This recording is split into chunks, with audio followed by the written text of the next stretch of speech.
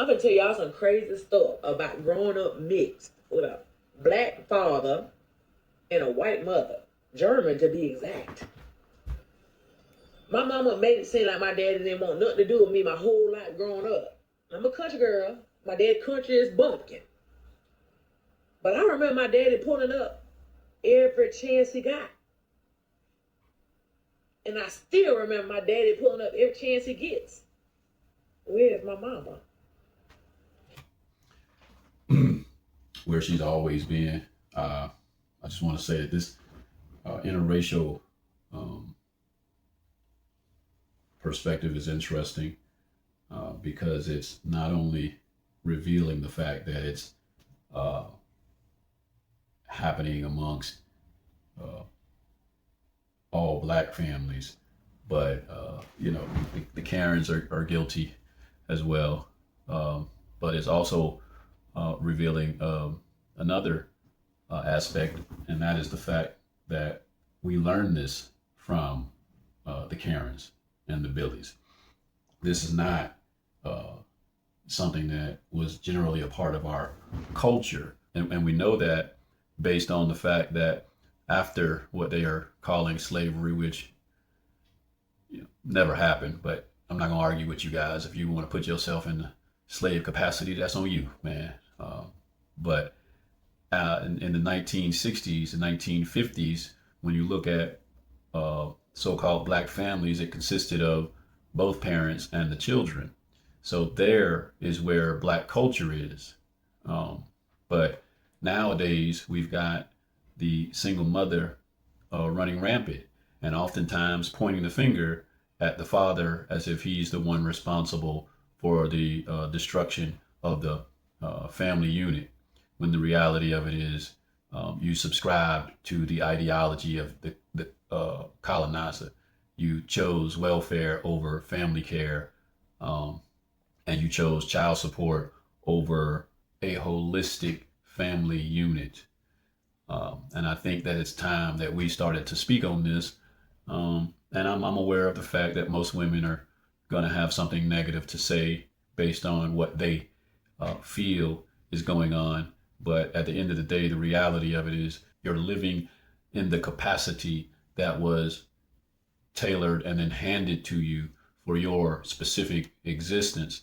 I don't see too many, white, regardless of the language that they may speak. I don't see too many white single mothers, but they do exist.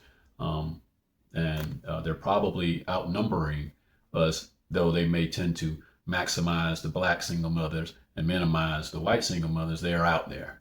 So I just think that that's interesting that she threw that in there. It lets us know not only that it's not just us, but it also gives us a glimpse into whose culture we're propagating as our own, calling it black culture. So I'm gonna tell you something. If you ever have an absent father, please take the time to reach out to him and find out what the fuck happened. Instead of accusing him and treating him feel like he wasn't there for you, please open up your eyes and realize that man was trying to be there and the mama just would not allow him to. I'm the type of woman that 9 times out of 10, what she's saying is absolutely true. But by the time the child realizes that the mother is the culprit responsible for all the hardships and unbalanced mental states and unlearned emotional capacities, it's too late. You've already destroyed what relationship you and your father could have had by pushing the agenda that your mother gave you throughout your, adolescent existence, and then you carry that into your adulthood, and continue to push that until one day you wake up and realize that the father was not the culprit. I'm not saying that there are no deadbeat fathers. I'm not saying that at all. They do exist. But what I am saying is 9 times out of 10, the mother is responsible for that, the destruction of that family unit. She's making choices and then doesn't want to be held accountable for those choices. So then she, in the absence of the father, has someone to pin it on. And then by the time the child realizes what happens, it's almost too late. I'm the type of father that it doesn't matter when my child realizes uh, I'm not to blame. I'm going to be there to receive her and love her or him, as I should be. But the truth of the matter is, 9 times out of 10, if you're a single mother, it's because you're making a conscious decision or unconscious decision to be a single mother, and that ultimately allows you to have someone to point the finger at for your shortcomings in life. But it's high time you guys are held accountable for the decisions that you're making.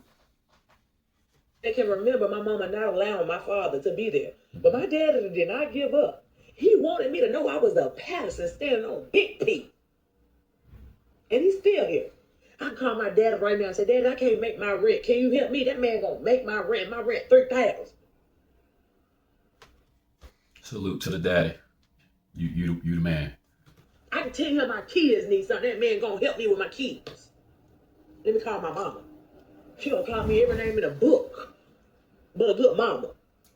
My dad's gonna ask no questions. He just helped me whenever it need to be done. And I'm gonna tell you something. We don't give men enough appreciation. I'm gonna tell you something. I love my daddy. And there's not a bitch in this world touch my daddy. But I'm telling you, I'm coming home. I'm gonna go to jail with my daddy.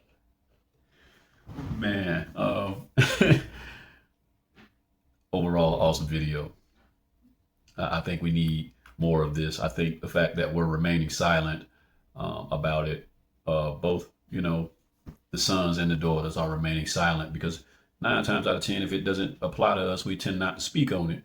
But there are people out here who can benefit from knowing that, there's almost always a reason behind it, So speak up for the ones in the back, man. Just, you never know what a video like this could do for somebody. There's a child somewhere in this world who's under the rulership of his or her mom for the first 18 to 20 years of their lives, and the father being exiled and alienated can't speak his truth.